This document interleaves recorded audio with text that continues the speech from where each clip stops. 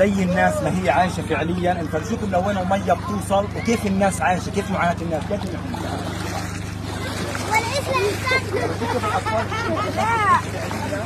هذه الخيام اللي بتعتمد عليها المواطنين عشان يسكنوا فيها. فعليا احنا دخلنا في شلال ميه واقع عشان الساعه هذا الخيام بلك الحافل هذه كل المواطنين. تعرف الخيام انت لوين واصله ميه فيها؟ هذه الخيام اللي بيعيشوا فيها الناس. هذه الناس، هذه الخيام اللي بيعيشوا فيها الناس. تعال شادر فرجيهم ايش قاعد بيصير في غزه فعليا. افراشهم غرق، كل شيء في عندهم غرق فعليا. تعال نكمل الجوله. يعني انتم شايفين الاطفال هذول كلها مدفونه تحت. تعال حين تعال هذا فعليا فرق. يعني انا اتحدث عن مئات الخيام كما تشاهدون لوين بتوصل الميه. طبعا الخدمات الدفاع المدني ليس لديه القدره على انقاذ ما يمكن انقاذه اصلا. المؤسسات المجتمعيه منهاره. كل من يمكنه ان يساعد المواطنين الان لا احد يستطيع ان يقدم لهم اي خدمات. لا احد يستطيع ان يقدم لهم اي خدمات فعليا. كما تشاهدون هذا الواقع اللي بيعيشه المواطنين الان. تعال جاي هيك. ايوه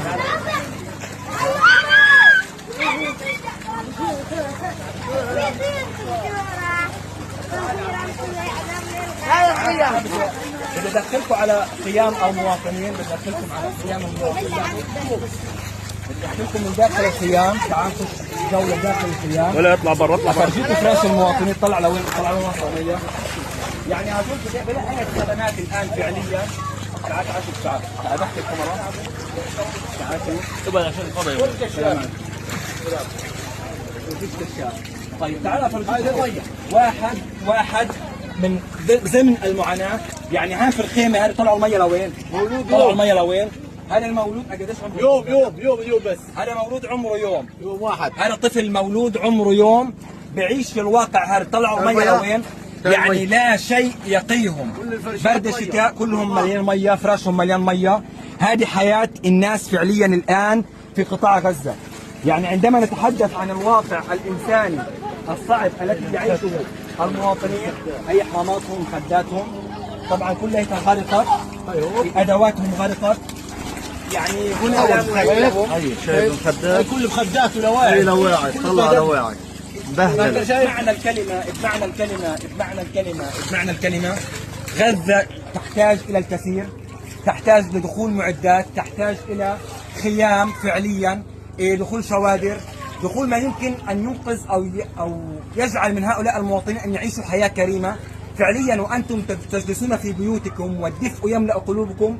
هؤلاء اطفال غزه، هذا المشهد لاطفال غزه. هكذا تعيش اليوم اطفال غزه في ظل الواقع الصعب التي يعيشه المواطنين في ثاني منخفض جوي على قطاع غزه. يغرق قطاع غزه بالكامل اليوم، يغرق قطاع غزه فعليا. تعالي حلم نكمل الجوله.